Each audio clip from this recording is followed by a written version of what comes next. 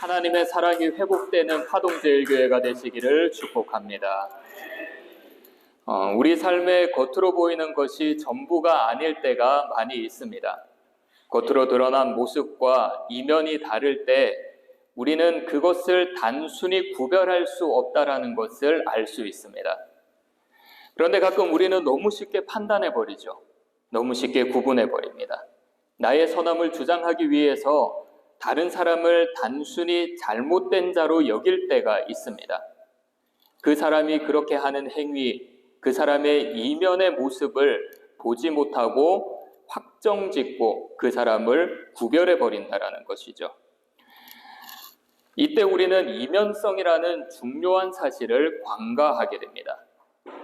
그리고 실제로 이런 이면성, 제대로 표현하지 못하고 구분하지 못한 것은 역사 속에서도 드러납니다. 예를 들면 미국과 남아프리카에서 일어난 일인데요.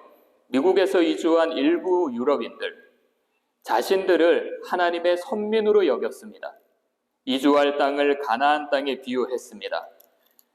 원주민들에 대한 만행을 저질렀습니다. 1636년에 있었던 피쿼트 전쟁, 자원을 놓고 지역 원주민들과 갈등이 발생했던 일인데요.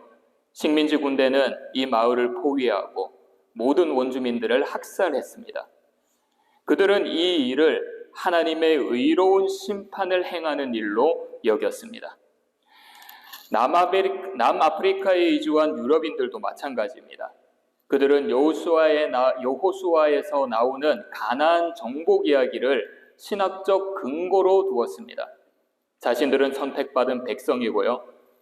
현지 흑인 원주민들은 가나안 족속에 비유했습니다. 그들은 1948년부터 약 40년간 아파르트헤이트라는 정책을 세웠습니다. 흑인과 백인을 철저히 분리하고 구분했던 흑인의 권리를 억압했던 정책이었습니다. 사진을 보시면 올라가는 계단이 두 군데로 나눠져 있습니다. 한쪽 계단은 유로피안스, only 유로피안스, 한쪽 계단은 non 유로피안스. 유럽인들이 올라갈 수 있는 계단과 그 외에 흑인들이 올라갈 수 있는 계단을 구분지어 놨던 것이죠. 이 정책은 성경을 왜곡했습니다. 특정 인종의 우월성을 주장하는데 성경을 활용했던 것이죠. 그래서 이 두 사건을 잘 보면 미국과 남아프리카에 이주한 사람들이 주장하는 선민사상, 하나님의 말씀으로 주장했지만 이 이면에는 그들의 정당성, 그들이 행했던 악한 행위에 대해서 합리화를 시켰다라는 것을 볼 수가 있습니다.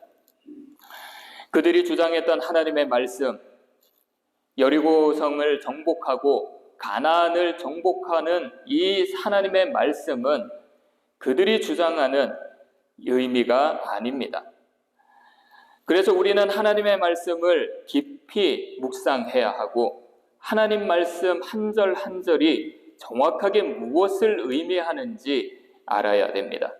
잘못하면 우리도 그들과 같이 하나님의 말씀을 잘못 이해하고 우리의 탐욕을 이루기 위해서 하나님의 말씀을 사용할 수 있기 때문입니다. 오늘 우리가 함께 나눈 여리고성 이야기는 믿음과 순종의 교훈을 주는 말씀입니다. 그런데 조금 더 묵상해 보면요, 이 말씀은 단순한 흑백 논리에 빠지지 말라는 교훈을 주기도 합니다. 그리고 여리고성 전투를 통해서 가나안 정복전쟁은 정복전쟁의 참된 의미와 목적이 그냥 단지 땅을 점령하라는 의미가 아니다라는 것을 알 수가 있습니다. 오늘 이 말씀을 통해서 우리에게 주시는 참된 하나님의 뜻을 깨닫고 하나님의 은혜 안에 거하시는 분들이 되시기를 축복합니다. 우리 함께 여호수아 5장 13절 함께 읽겠습니다. 시작. 여호수아가 여리고에 가까이 이르렀을 때에 눈을 들어본즉 한 사람이 칼을 빼어 손에 들고 마주 서 있는지라. 여호수아가 나아가서 그에게 묻되 너는 우리를 위하느냐 우리의 적들을 위하느냐 하니. 자, 이 말씀은 여리고 성을 앞두고 있는 여호수아가 칼을 들고 있는 사람과 만나는 장면을 표현하고 있습니다. 여호수아는 하나님께서 자신에게 직접 말씀하셨고 이스라엘을 인도하셨고 이스라엘에게 큰 은혜를 베푸신 것을 직접 눈으로 겪었지만 여전히 그의 마음 가운데는 불안한 마음이 있었습니다. 그때 여호수아 앞에 어떤 사람이 칼을 빼고 서 있었죠. 여호수아가 그 사람에게 뭐라고 하죠? 13절을 보시면요. 너는 우리를 위하느냐? 우리의 적들을 위하느냐? 무슨 말입니까? 우리 편이냐? 우리 편이 아니냐? 이렇게 물어본 것입니다. 불안이나 스트레스가 높을 때 여호수아와 같은 모습이 우리에게도 나타납니다. 무슨 말이냐면 불안감이 커지면 커질수록 안정과 소속감을 찾고자 하는 심리가 강화된다는 것이죠. 이런 현상을 내 집단 편향이라고 합니다. 이 이론은 영국의 사회심리학자 헨리 타즈벨이 주장한 이론인데요. 사람들은 자신이 속한 집단, 내 집단, 나의 집단입니다. 자신이 속한 집단과 내가 속하지 않는 다른 집단을 구분한다고 합니다. 그래서 내 집단에 대해 더 긍정적으로 평가합니다. 내가 속해 있는 집단을 긍정적으로 평가한다는 말이죠. 그리고 내가 속하지 않는 집단은 부정적인 생각을 가지고 있습니다. 자, 같은 생각을 가지고 있는 사람들이 만나면 어떻습니까? 대화가 잘 되죠.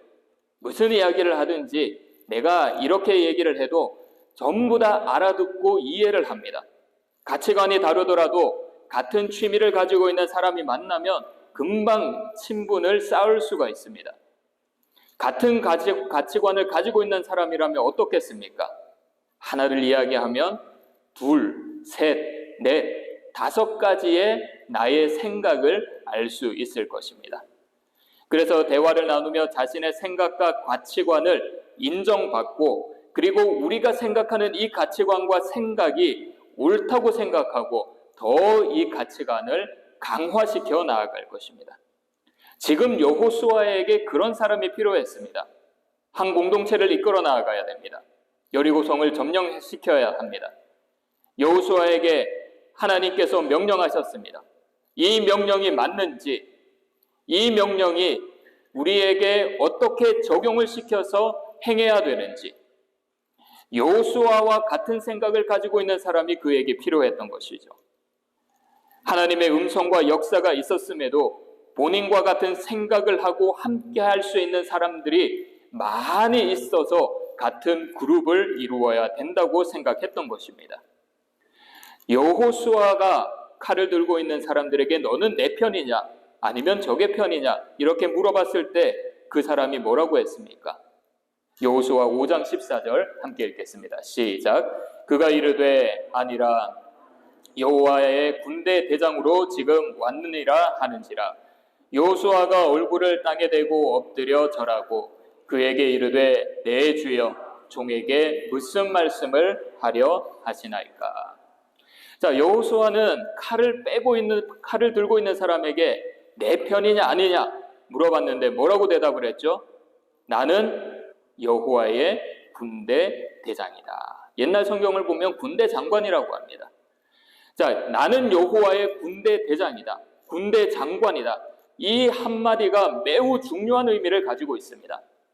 나는 너의 편이 아니라 하나님의 편이라고 하는 것이죠. 이 말을 조금 더 확장시켜 보면요. 하나님이 너의 편이라고 생각하지 말라고 하는 겁니다. 너희가 하나님의 편이 되어라고 하는 것입니다. 하나님의 군대가 되어라고 하는 것입니다.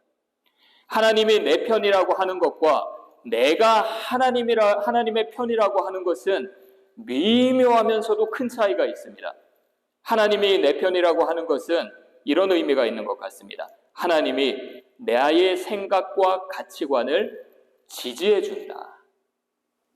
그러니 내가 잘못된 생각을 가질 수도 있잖아요. 근데 그 잘못된 생각을 나는 모릅니다.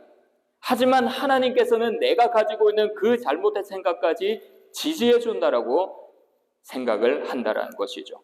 자, 반대로 하나님의 편에 선다는 것, 내가 하나님의 편에 든다라는 것, 그것은 내가 하나님의 가치관과 하나님의 뜻에 따르겠다라는 겁니다. 내 생각이 아니라, 내 가치관이 아니라 하나님의 생각, 하나님의 뜻, 하나님의 계획대로 나아가겠다라고 하는 것이죠. 여호수아와 이스라엘, 여리고성을 넘어야 됩니다. 가나안을 정복해야 합니다. 가나안에 정착해야 합니다.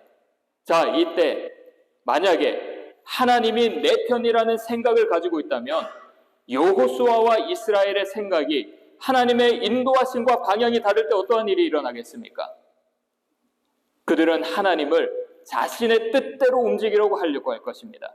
아니면 그들의 의지대로, 그들의 마음대로, 그들의 방식대로 그곳에 정착하고 그들에게 주어진 일들을 감당하려고 했을 것입니다. 이와 반대로 내가, 이스라엘이, 여호수아가 하나님의 편이라고 한다면 어떻겠습니까? 말이 되지 않는 하나님의 말씀일지라도 하나님의 계획과 섭리와 전능하심을 믿고 순종할 것입니다. 내가 군대 장관이라고 한 이 말, 나는 하나님께 속한 사람이다. 그러니 너희도 하나님께 속한 사람이 되어라고 하는 것이었습니다. 여호수아와 이스라엘, 너희들의 속한 사람, 너희들의 편이 아니라 너희는 더 이상 너희들 민족 안에서 머무르지 말고 하나님 안에 머무러라. 하나님의 편에 속하여라. 이런 말씀을 했던 것입니다. 그래서 여호수아와 이스라엘이 하나님의 편에 서서 가나안을 정복하고 정착할 때 너희의 가치관대로 살아가는 것이 아니라 가나안의 가치관대로 살아가는 것도 아니고 하나님의 가치관으로 살아가라고 이야기를 하고 계신 것이었습니다. 여호수아는 이런 마음을 끝까지 붙들고 있었습니다. 그래서 여호수아 24장을 보면 고별 설교 때 뭐라고 합니까? 24장 14절 함께 읽겠습니다. 시작. 그러므로 이제는 여호와를 경외하며 온전함과 진실함으로 그를 섬기라. 너희의 조상들이 강 저쪽과 애굽에서 섬기던 신들을 치워버리고 여호와만 섬기라. 뭐라고 했습니까? 여호와만 섬겨라. 그분의 가치관을 따르라. 가나안의 가치관을 버려버려라. 가나안에서 살아가며 형성된 너희들의 모든 혼합된 가치관들을 버리라고 한 말입니다. 사랑하는 여러분, 이스라엘의 가나안 정복 전쟁은 단순히 땅을 정복하는 전쟁이 아닙니다. 하나님의 자녀로서 가나안에서 하나님의 백성으로 살아갈 것인지, 가나안에 거주하며 하나님을 떠나 가나안의 사람으로 살아갈 것인지, 가치관의 전쟁이었던 것입니다. 우리가 살아가는 일상도 똑같습니다. 하나님의 가치관은 생명을 살리는 가치관입니다. 세상의 중심에 서서 서로를 짓누르고 짓밟고 올라가는 성공주의, 타인의 것을 뺏어서 자신의 것으로 채우려고 하는 물질 만능주의, 이런 세상의 가치관을 따라가지 말라라는 것이죠. 생명을 살리는 하나님의 가치관을 가지고 살아가시기를 바랍니다. 생명을 살리는 말을 하고 생명을 살리는 행위를 하시기를 바랍니다. 그래서 하나님의 가치관을 가지고 생명을 살리는 하나님의 복된 자녀가 되시기를 축복합니다. 자, 오늘 말씀을 계속해서 보면 흥미로운 부분이 있습니다. 본문 10절을 보시면요, 우리 함께 10절 읽도록 하겠습니다. 시작. 여호수아가 백성에게 명령하여 이르되 너희는 외치지 말며 너희 음성을 들리게 하지 말며 너희 입에서 아무 말도 내지 말라. 그리하다가 내가 너희에게 명령하여 외치라 하는 날에 외칠지니라 하고. 우리가 방금 읽은 이 10절 말씀은 하나님의 명령을 받은 여호수아가 이스라엘 백성들에게 명령을 내린 내용입니다. 여호수아가 백성들에게 뭐라고 했습니까? 외치지 말고 음성을 들리게 하지 말라고 했습니다. 자, 그런데 10절 앞부분을 보게 되면 하나님께서 여호수아에게 명령을 내릴 때 침묵하라는 말을 하라고 한 내용은 발견할 수가 없습니다. 본문 2절에서 5절 보면요, 하나님은 군사들이 성 주위로 매일 한 바퀴씩 돌아라고 합니다. 7째 되는 날에는 7바퀴를 돌아라고 하고요. 제사장들은 7째 되는 날에 그 나팔을 크게 불으라고 합니다. 백성들은 그 나팔 소리를 듣고 함성을 지르라고 합니다. 하나님의 명령은 이것밖에 없습니다. 그런데 여호수아는 왜 그들에게 침묵하라고 했을까요? 너희들의 말이 들리지 않게 하라고 했을까요? 그것은 인내하라고 하는 것으로 보입니다. 왜 인내하라고 하는 거죠? 과거 이스라엘 백성들을 보십시오. 광야에서 어떤 일을 행했습니까? 눈에 보이는 고난을 참지 못했습니다. 지도자와 하나님을 원망했습니다. 홍해 앞에 다다랐을 때 애국 군대는 뒤에서 쫓아왔습니다. 그때 이스라엘 백성들 어떻게 했죠? 모세를 원망했습니다. 광야를 떠돌며 사흘 동안 물을 찾아다녔습니다. 물을 겨우 찾았습니다. 그런데 그 물이 어떤 물입니까? 쓴 물이었죠. 마실 수 없는 물이었습니다. 이스라엘 백성들을 원망했습니다. 하나님께서 만나를 주셨습니다. 그들은 감사하지 못했습니다. 하나님께 고기를 달라고 했습니다. 애굽을 그리워하며 고기가 없다고 불평했습니다. 가나안을 정탐하고 온 정탐꾼들의 소식을 듣고 10명의 부정적인 보고를 듣고 그들은 두려워하고 통곡했습니다. 그리고 뭐라고 했습니까? 애굽으로 돌아가자. 다시 애굽으로 돌아가자. 이런 이스라엘 모습들을 보고 여호수아는 그들에게 침묵하라고 한 것이죠. 인내하라고 한 것이죠. 이들이 여리고성을 계속 돌다가 보면 어떤 일이 일어나겠습니까? 물어보나 마나죠. 또 불평했을 것입니다. 왜 이렇게 돌아야 되냐고. 왜 하나님의 법궤 뒤를 쫓아가야 되냐고. 왜 하루에 한 바퀴씩 돌고 왜 7째 날은 7바퀴를 돌아야 되냐고. 왜 그렇게 불평을 냈을 것입니다. 광야에서 불평을 하던 출애굽 1세대들은 다 죽었지만 그 모습을 봤던 그 다음 세대들, 지금 여리고성 전투를 앞두고 있는 이 이스라엘 백성들은 똑같이 불평을 했을 것입니다.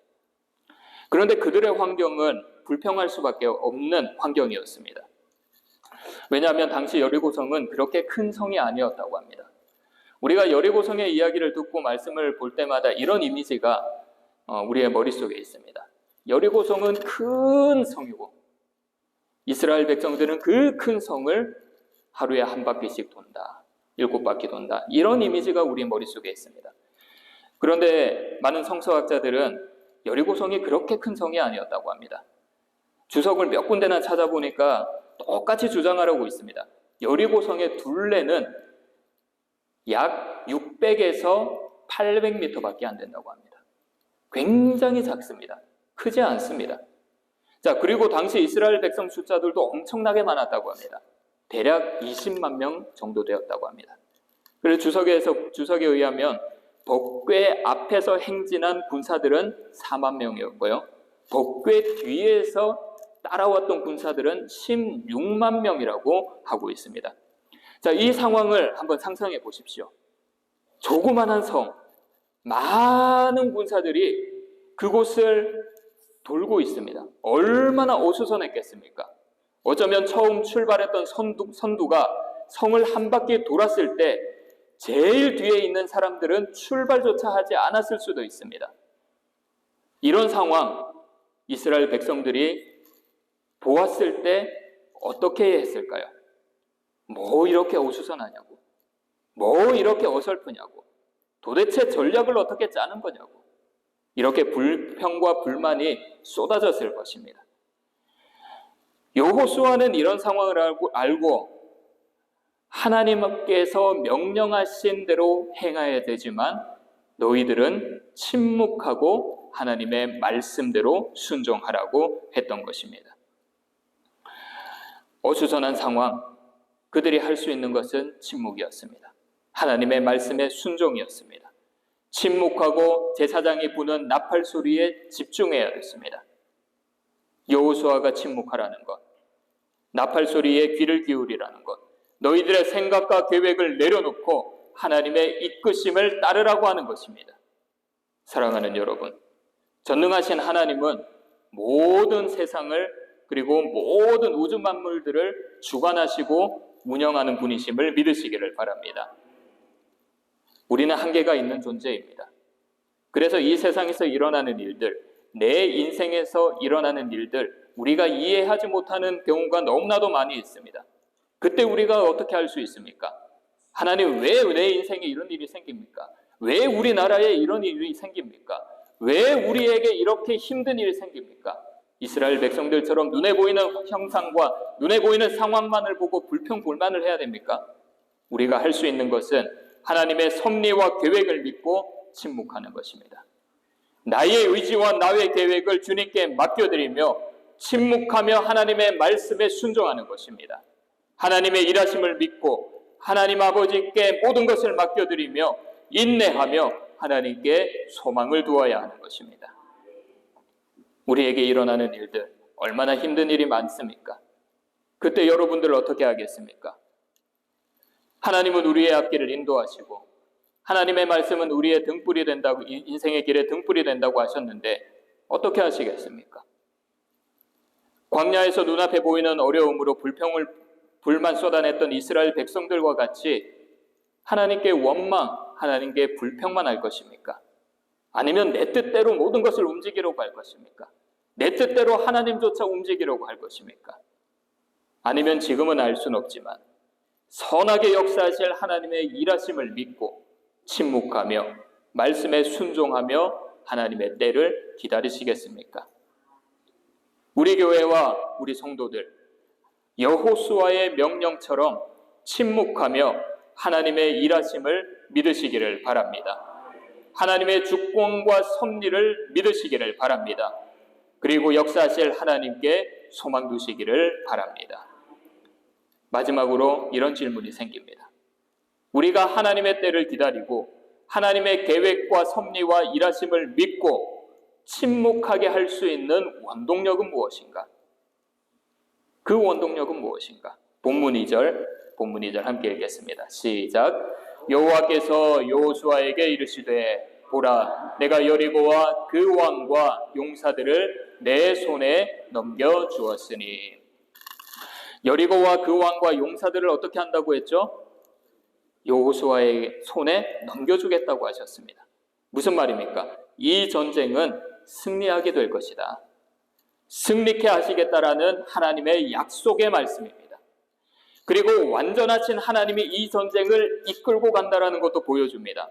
오늘 본문 말씀을 보면요, 숫자 7이라는 표현이 14번이나 등장합니다. 여호수아 6장을 보면요. 우리가 잘 알듯이 숫자 7은 완전성, 완성을 상징합니다. 그래서 오늘 본문에서 숫자 7, 일곱 번째 이 이야기를 많이 사용한 것은 하나님이 완전한 승리로 이끌고 갈 것이라는 것을 선포하신 것입니다. 사랑하는 여러분, 하나님은 우리에게도 완전한 승리를 예비해 놓으셨습니다. 그 하나님의 승리를 믿으시기를 바랍니다. 그런데 우리는 어떻습니까? 언제 하나님이 우리에게 승리케 하실 것인가? 언제 우리에게 하나님이 은혜를 베풀어 주실 것인가? 순간순간 물을 때가 있습니다. 언제 하나님의 은혜가 나에게 임할까? 답답할 때도 있죠. 이런 질문이 있을 때 이런 말씀을 드리고 싶습니다. 은혜는, 하나님이 우리에게 베푸시는 은혜는 이미 우리에게 주셨습니다. 이미 우리에게 주셨습니다. 그런데 우리가 모르는 거죠. 하지만 살다가 보면 어느새 하나님이 베푸신 은혜를 깨닫게 됩니다. 작가 김영하 씨는 등단한 후에 자신이 진정한 작가가 되었다라는 느낌을 받지 못했다고 합니다. 그래서 자신이 살아가는 삶 가운데 마음속에 늘 이런 마음이 있었답니다. 언제 내가 작가가 될 수 있을까? 언제 내가 작가가 될 수 있을까? 그런데 그 질문이 엉뚱한 곳에서 해결이 되었습니다. 해외여행을 하는 중에 숙소 발코니에서 그 문제가 다 해결돼 버렸습니다. 호수에 내려앉은 노을을 바라보면서 갑자기 자기 마음속에서 문장이 흘러나온다라는 것을 느꼈다고 합니다. 자신도 모르는 사이에 생각과 감정이 자연스럽게 문장의 형태로 나타나게 되었다라는 거죠. 그때 나도 작가가 되었구나. 나도 작가가 되었구나. 그런데 이것은 한순간에 이루어진 것이 아닙니다. 그 사람이 작가가 된 것은 어떤 특정한 언제가 아닙니다. 지점이 아닙니다.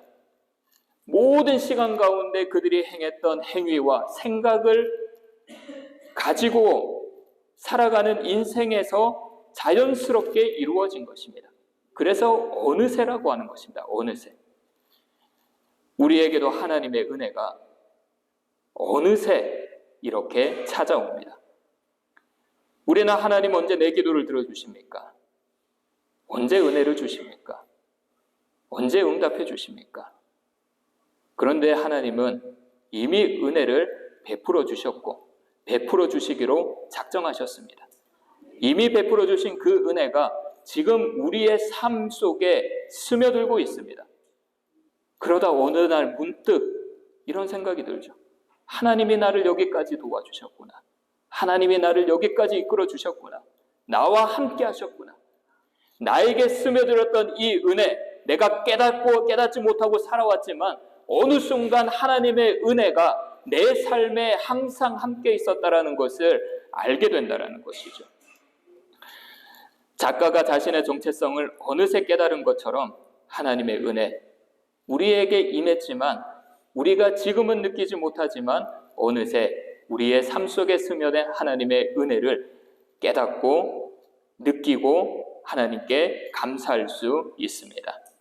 사랑하는 여러분, 하나님은 여리고성을 여호수아에게 넘겨주시기로 작정하셨습니다. 그리고 직접 그 전쟁을 완전한 승리로 이끌어 가신다고 하셨습니다. 아까 말씀드렸듯이 이미 우리에게 은혜와 사랑을 베풀기로 결심하셨습니다. 그래서 우리에게 예수 그리스도를 보내주셨습니다. 십자가의 죽으심과 부활하심으로 우리가 그것을 믿었을 때 우리의 죄를 용서케 하시고 영원한 생명을 허락하셨습니다. 이런 하나님을 믿으시기를 바랍니다. 이해할 수 없는 방법으로 우리를 이끌지만 결국 그 방법이 우리를 승리케 하심을 믿으시기를 바랍니다. 이번 한 주간 이미 은혜 베풀기로 작정하고 결심하신 하나님을 믿고 인내하며 주님의 뜻에 합당한 삶을 살아가시기를 바랍니다. 인내와 침묵, 믿음, 주님의 날개 안에 평안하게 거하며 이미 예비해 놓으신 은혜를 누리시기를 바랍니다. 하나님께 서라, 하나님의 편에 거하라, 하나님 안에 거하라, 이런 마음을 가지고 하나님의 가치관을 가지고 생명을 살리는 복된 그리스도인이 되시기를 축복합니다.